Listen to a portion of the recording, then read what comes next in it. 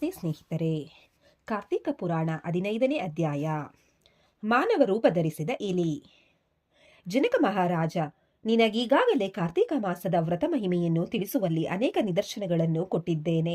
ನಿನಗೆ ಈ ಮೊದಲೇ ಹೇಳಿದಂತೆ ಕಾರ್ತಿಕ ಮಾಸದಲ್ಲಿ ಶಿವನಾರಾಯಣರ ಸನ್ನಿಧಿಯಲ್ಲಿ ಮುಸ್ಸಂಜೆಯಲ್ಲಿ ದೀಪಗಳನ್ನು ಹಚ್ಚಿಸುವವರು, ಆ ತಿಂಗಳಲ್ಲಿ ಸಂಕೀರ್ತನೆಯಲ್ಲಿ ತೊಡಗುವವರು, ಹರಿಹರ ಸ್ತುತಿ ಮಾಡುವವರು, ದೇವಾಲಯದಲ್ಲಿ ನಾಟ್ಯ ಸೇವೆ ಕೈಗೊಳ್ಳುವವರು ವೈಕುಂಠಕ್ಕೆ ಹೋಗುವರು. ಆದರೆ ದೇವರು ಸ್ಥಿತಿವಂತನಾಗಿಟ್ಟಿದ್ದಾಗಲೂ, ದೇವತಾ ಪೂಜೆ ಕೈಗೊಳ್ಳಲು ಸಾಧ್ಯತೆ ಇದ್ದಾಗಲೂ ಕಾರ್ತಿಕ ಮಾಸದಲ್ಲಿ ದೇವರ ದರ್ಶನವನ್ನು ಮಾಡದವನು ಕಾಲಸೂತ್ರ ಎಂಬ ನರಕದಲ್ಲಿ ಬಿದ್ದು ತೊಳಲಾಡುವನು. ನೀನಾಗಲೇ ಹೇಳಿದಂತೆ ಉತ್ತನ ದ್ವಾದಶಿ ಒಂದು ಪರ್ವದಿನ, ಅದು ಹರಿಪ್ರಿಯವಾದ ದಿನ. ಅಂದಾದರೂ ಒಂದು ಪುಣ್ಯ ಕಾರ್ಯ ಮಾಡಿದವನು ಆ ಪುಣ್ಯ ಕಾರ್ಯ ಎಷ್ಟೇ ಅಲ್ಪವಾದರೂ ಫಲ ದೊಡ್ಡದಾಗಿರುವುದು. ಉತ್ತನ ದ್ವಾದಶಿಯೆಂದು ನಿರ್ಮಲ ಸ್ನಾನ ಮಾಡಿ ಪುಣ್ಯ ಕಾರ್ಯ ಮಾಡಬೇಕು. ಶ್ರೀಹರಿಯನ್ನು ಗಂಧ ಪುಷ್ಪಾಕ್ಷತೆ ಧೂಪ ದೀಪಗಳಿಂದ ಪೂಜಿಸಿ ನೈವೇದ್ಯವಿಡಬೇಕು. ಬ್ರಾಹ್ಮಣನಿಗೆ ಸಮಾರಾಧನೆ ಮಾಡಿಸಬೇಕು. ಆಹಾ, ಇದರ ಫಲವನ್ನೆಷ್ಟೆಂದು ಹೇಳೋಣ. ಜನಕ ಮಹಾರಾಜ, ಕಾರ್ತಿಕ ಮಾಸದಲ್ಲಿ ಇಡೀ ತಿಂಗಳು ಹರಸನ್ನಿಧಿಯಲ್ಲಾಗಲಿ ದೀಪ ಉರಿಸುವುದನ್ನು ಅಂತ್ಯದಲ್ಲಿ ವೈಕುಂಠವನ್ನು ಸೇರುವನು.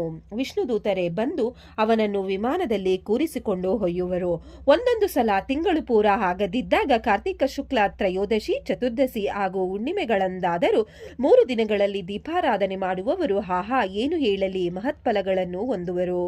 ನಾನು ಈ ಮೊದಲೇ ಹೇಳಿದಂತೆ ದೀಪ ಉರಿಸಲಾಗದವನು, ಹಚ್ಚಿದ ದೀಪ ಹಾರಿ ಹೋಗದಂತೆ ತಡೆದವನು ಮೋಕ್ಷ ಹೊಂದುವನು, ಪಾಪ ಕಳೆದುಕೊಂಡು ಪುಣ್ಯವಂತನಾಗುವನು. ಅಯ್ಯ ಮಹಾರಾಜ, ನನಗೂ ನಿನಗೆ ಕಾರ್ತಿಕ ವ್ರತ ಕಥೆಗಳನ್ನು ಹೇಳಲು ಹಂಬಲವಾಗುತ್ತಿದೆ. ನೋಡು, ಕಾರ್ತಿಕ ಮಾಸದಲ್ಲಿ ಶಿವನಾರಾಯಣರ ಸನ್ನಿಧಿಯಲ್ಲಿ ಭಕ್ತಿಯಿಂದ ಒಂದು ಹಸುವಿನ ಹಾಲು ಕರೆಯುವಷ್ಟು ಹೊತ್ತಾದರೂ ದೀಪ ಉರಿಸಬೇಕು. ಹಾಗೆ ಮಾಡಿದವನು ಪವಿತ್ರಾತ್ಮನಾಗುವನು. ರಾಜನೇ, ಇದು ಇಲಿಯೊಂದು ಮನುಷ್ಯ ರೂಪ ಹೊಂದಿದ ಕಥೆಯನ್ನು ಹೇಳುತ್ತೇನೆ ಕೇಳು. ಬಹುಕಾಲಕ್ಕೆ ಹಿಂದೆ ಒಂದು ಗ್ರಾಮದಲ್ಲಿ ಹೊರವಲಯದಲ್ಲಿ ಒಂದು ದೇವಾಲಯವಿದ್ದಿತ್ತು. ಅಲ್ಲಿ ಯಾವ ಪೂಜೆಯೂ ಇಲ್ಲದೆ ಹಾಳು ಸುರಿಯುತ್ತಿತ್ತು. ದೇವಾಲಯವು ಶೀತಲವಾಗಿದ್ದಿತ್ತು. ದೇವಾಲಯವು ಸರಸ್ವತಿ ನದಿ ತೀರದಲ್ಲಿತ್ತು. ಒಮ್ಮೆ ಒಬ್ಬ ಯೋಗಿಯು ದೇವಾಲಯಕ್ಕೆ ಬಂದನು. ಅವನು ಅಲ್ಲಿ ಸರಸ್ವತಿ ನದಿ ಸ್ನಾನ ಮಾಡಿ ದೇವಾಲಯದಲ್ಲಿ ತಪಸ್ಸು ಆಚರಿಸುವುದರಲ್ಲಿ ನಿರತನಾದನು.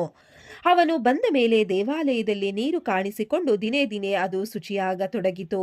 ಯೋಗಿಗೆ ದೇವಾಲಯವೇ ತಪೋಭೂಮಿಯಾಯಿತು. ಅವನಾದರೂ ಹಳ್ಳಿಗೆ ಹೋಗಿ ಪ್ರತಿದಿನ ಬತ್ತಿಯನ್ನು ಎಣ್ಣೆಯನ್ನು ತಂದು 2 ಹಣತೆಗಳಲ್ಲಿಟ್ಟು ದೇವರ ಸನ್ನಿಧಿಯಲ್ಲಿ ಉರಿಸುತ್ತಿದ್ದನು. ನಿತ್ಯವೂ ಪರಮಾತ್ಮನನ್ನು ಪೂಜಿಸಿ ಧೂಪ ದೀಪ ನೈವೇದ್ಯಗಳನ್ನು ಅರ್ಪಿಸಿ ತಪೋನಿಷ್ಠನಾಗುತ್ತಿದ್ದನು. ದೇವಾಲಯದಲ್ಲಿ ಒಂದು ಇಲಿ ವಾಸವಾಗಿದ್ದಿತ್ತು. ಅದು ಇಡೀ ದೇವಾಲಯದ ಸುತ್ತ ಒಳಗೂ ಹೊರಗೂ ಓಡಾಡುತ್ತಿದ್ದಿತ್ತು. ಅದಕ್ಕೆ ಹಣತೆಯಲ್ಲಿನ ಎಣ್ಣೆ ಕಂಡ ಮೇಲೆ ಸಂತಸವಾಗಿ ಪ್ರತಿನಿತ್ಯ ಅದು ಹಣತೆಯ ಎಣ್ಣೆಯನ್ನೆಲ್ಲ ಕುಡಿದು ಹಣತೆಯನ್ನು ಅತ್ತಿತ್ತ ಬಿಸಾಡಿ ಹೋಗಿಬಿಡುತ್ತಿತ್ತು. ಒಂದು ದಿನ ರಾತ್ರಿ ಇಲಿಗೆ ತಿನ್ನಲು ಏನೂ ಸಿಗಲಿಲ್ಲ. ಒಂದು ಹಣತೆಯಲ್ಲಿನ ದೀಪ ಹಾರಿ ಹೋಗಿ ಅದರಲ್ಲಿ ಹತ್ತಿಯ ಬತ್ತಿ ಮಾತ್ರ ಇದ್ದಿತು. ಆಗ ಇಲಿ ಆ ಹತ್ತಿಯನ್ನು ಬಾಯಿಯಲ್ಲಿ ಕಚ್ಚಿಕೊಂಡು ಹೋಗಿ ಇನ್ನೊಂದು ಹಣತೆಯಲ್ಲಿದ್ದ ದೀಪದ ಬಳಿ ಬೀಳಿಸಿತು. ಆಗ ಆ ಬತ್ತಿಗೆ ಹಣತೆಯಲ್ಲಿದ್ದ ದೀಪ ಪ್ರಕಾಶಮಾನವಾಗಿ ಉರಿಯತೊಡಗಿತು. ಯಾವಾಗ ದೀಪ ಪ್ರಕಾಶಮಾನವಾಗಿ ಉರಿಯತೊಡಗಿತೋ ಆಗ ಇಲಿಯು ತನ್ನ ಮೂಷಕ ರೂಪ ಕಳೆದುಕೊಂಡು ಒಬ್ಬ ಮನುಷ್ಯನಾಗಿ ರೂಪ ತಾಳಿತು. ಆ ಸಮಯದಲ್ಲಿ ಯೋಗಿಯು ತಪಸ್ಸಿನಲ್ಲಿದ್ದನು. ಇಲಿಯು ಮನುಷ್ಯ ರೂಪ ಧರಿಸಿದೊಡನೆ ಅವನು ಯೋಗಿಯನ್ನು ನೋಡಿ ಅವನ ತಪಸ್ಸಿಗೆ ಭಂಗ ತರದೆ ಅಲ್ಲೇ ತಿರುಗಾಡತೊಡಗಿದನು. ಸ್ವಲ್ಪ ಸಮಯದಲ್ಲಿ ಯೋಗಿ ತಪಸ್ಸಿನಿಂದ ಎಚ್ಚೆತ್ತು ಅಲ್ಲಿದ್ದ ಮಾನವನನ್ನು ಕಂಡು, ಯಾರು ನೀನು? ಅಲ್ಲಿಗೆ ಯಾವಾಗ ಬಂದೆ? ಇಲ್ಲಿ ನಿನಗೇನು ಕೆಲಸ ಎಂದು ಕೇಳಿದನು. ಆಗ ಅವನು, ಸ್ವಾಮಿ, ಏನು ಹೇಳಲಿ, ರಾತ್ರಿಯವರೆಗೂ ನಾನು ಈ ದೇವಾಲಯದಲ್ಲೇ ಇಲಿ ರೂಪದಲ್ಲಿದ್ದೆನು. ಅದು ಹೇಗೋ ಹರಿಯೇ, ನನಗೆ ಇಲಿ ರೂಪ ಹೋಗಿ ಇದ್ದಕ್ಕಿದ್ದಂತೆ ಮಾನವ ರೂಪ ಪ್ರಾಪ್ತವಾಯಿತು. ನೀವ್ಯಾರೋ ಮಹಾಜ್ಞಾನಿಗಳಿರಬೇಕು. ನಾನು ಇಂದಿನ ಜನ್ಮದಲ್ಲಿ ಏನಾಗಿದ್ದೇನೋ, ಯಾವ ಪಾಪವನ್ನು ಮಾಡಿ ಇಲಿಯ ರೂಪ ಧರಿಸಿದ್ದೇನೋ ತಿಳಿಯದು. ನೀವು ಜ್ಞಾನಿಗಳು. ಈಗ ಯಾವ ಪುಣ್ಯ ಮಾಡಿ ನಾನು ಮಾನವನಾದೇನೆಯೋ ಇವನ್ನೆಲ್ಲ ದಯವಿಟ್ಟು ತಿಳಿಸಬೇಕು ಎಂದು ಹೇಳಿ ಅಡ್ಡಬಿದ್ದನು. ಯೋಗಿಯು ಚಕಿತನಾಗಿ ದಿವ್ಯ ದೃಷ್ಟಿಯಿಂದ ಇಲಿಯ ಪೂರ್ವೇತಿಹಾಸವನ್ನು ತಿಳಿದು ಅವನಿಗೆ ಹೇಳತೊಡಗಿದನು. ಅಯ್ಯ ಮಾನವ, ನೀನು ಇಂದಿನ ಜನ್ಮದಲ್ಲಿ ಬ್ರಾಹ್ಮಣನಾಗಿದ್ದೆ. ಆದರೆ ಅನ್ಯ ಮತವನ್ನವಲಂಬಿಸಿ ಕುಟುಂಬವನ್ನು ಕಾಪಾಡಲು ಕೃಷಿ ಮಾಡತೊಡಗಿದೆ. ನಿನಗೋ ಯಾವಾಗಲೂ ಹಣ ಸಂಪಾದನೆಯೇ ಬೇಕಾಗಿತ್ತು. ಬ್ರಾಹ್ಮಣನಿಗೆಯೂ ನಿತ್ಯ ಕರ್ಮಗಳನ್ನು ಸ್ನಾನ ಸಂಧ್ಯಾವಂದನಾದಿಗಳನ್ನು ಮಾಡದೆ ದೈವನಿಂದೆ ಬ್ರಾಹ್ಮಣನಿಂದೆ ಮಾಡುತ್ತಿದ್ದೆ. ನೀನು ನಿತ್ಯವೂ ಶ್ರಾದ್ದದಂದು ಮಾಡಿದ ಅನ್ನವನ್ನು ಕಾಗೆ ನಾಯಿಗಳು ತಿನ್ನುವ ಕೆಟ್ಟ ಅನ್ನವನ್ನು ತಿನ್ನುತ್ತಿದ್ದೆ. ಸಜ್ಜನರೆಂದರೆ ನಿನಗೆ ಹಸಡೆ ಇತ್ತು, ದುರಾಚಾರಿಯಾಗಿದ್ದೆ. ನಿನಗಿದ್ದ ಹೆಂಡತಿ ತುಂಬ ಸುಂದರಿಯಾಗಿದ್ದುದರಿಂದ ಅವಳನ್ನು ಕೆಲಸ ಮಾಡಲು ಬಿಡದೆ ಯುಕ್ತವನ್ನು ಅರಿಯದೆ ಯಾವಾಗಲೂ ಅವಳೊಂದಿಗೆ ರತಿಕ್ರೀಡೆಯಲ್ಲಿ ಸರಸ ಸಲ್ಲಾಪದಿಂದ ಮಾತನಾಡುವುದರಲ್ಲೇ ಕಾಲ ಕಳೆಯುತ್ತಿದ್ದೆ. ಕನ್ಯೆಯರನ್ನು ಕೊಂಡು ಹೆಚ್ಚಿನ ಬೆಲೆಗೆ ಮಾರುತ್ತಿದ್ದೆ.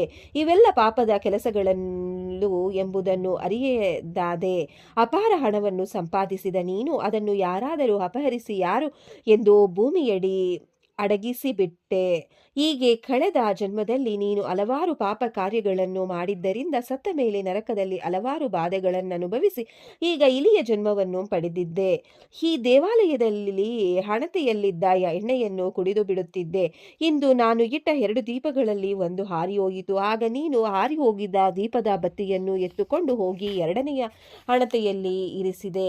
ಆ ಹಣತೆಯಲ್ಲಿ ಉರಿಯುತ್ತಿದ್ದ ಬತ್ತಿಗೆ ನೀನಿರಿಸಿದ ಬತ್ತಿಯು ಸೇರಿ ಹೊತ್ತಿ ಉರಿಯತೊಡಗಿತು. ಅಂದರೆ ಸಣ್ಣ ದೀಪವು ದೊಡ್ಡ ದೀಪವಾಗಿ ಬೆಳಗುವಂತೆ ಮಾಡಿದೆ. ಇದನ್ನು ನೀನು ಅರಿಯದೆ ಮಾಡಿದೆಯಾದರೂ ಅದರ ಫಲ ಅಂದರೆ ದೀಪಾರಾಧನೆಯ ಫಲದಿಂದ ನಿನಗೆ ಇಲಿಯ ರೂಪ ಹೋಗಿ ಮನುಷ್ಯ ರೂಪ ಪ್ರಾಪ್ತಿಯಾಯಿತು. ತಿಳಿದೆಯಾ? ಇನ್ನು ಮುಂದೆ ಮಹಾಶಿವನನ್ನು ಶ್ರೀ ಹರಿಯನ್ನು ಭಕ್ತಿ ಶ್ರದ್ಧೆಗಳಿಂದ ಧ್ಯಾನಿಸುತ್ತಿರು. ಕಡೆಯಲ್ಲಿ ನೀನು ಹರಿಯ ಸಾನ್ನಿಧ್ಯವನ್ನು ಸೇರುವೆ ಎಂದು ತಿಳಿಸಿದನು. ಆಗ ಇಲಿ ರೂಪ ಹೋಗಿ ಮಾನವ ರೂಪ ಧರಿಸಿದ ಅವನು ಉದ್ಧಾರವಾದೆನೆಂದು ಪರಮಾತ್ಮನ ಸೇವೆಯಲ್ಲಿ ಇರತೊಡಗಿದನು. ಜನಕ ಮಹಾರಾಜ, ತಿಳಿದೆಯಾ ದೀಪಾರಾಧನೆಯ ಮಹತ್ವವನ್ನು ಎಂದು ಹೇಳಿದನು. ಇದರೊಂದಿಗೆ 15ನೆಯ ಅಧ್ಯಾಯವು ಮುಕ್ತಾಯಗೊಂಡಿತು. ಈ ಅಧ್ಯಾಯವನ್ನು ಕೇಳಿದ ತಮ್ಮೆಲ್ಲರಿಗೂ ಆ ದೇವರು ಒಳ್ಳೆಯದನ್ನು ಮಾಡಲಿ. ಓಂ ನಮಃ ಶಿವಾಯ.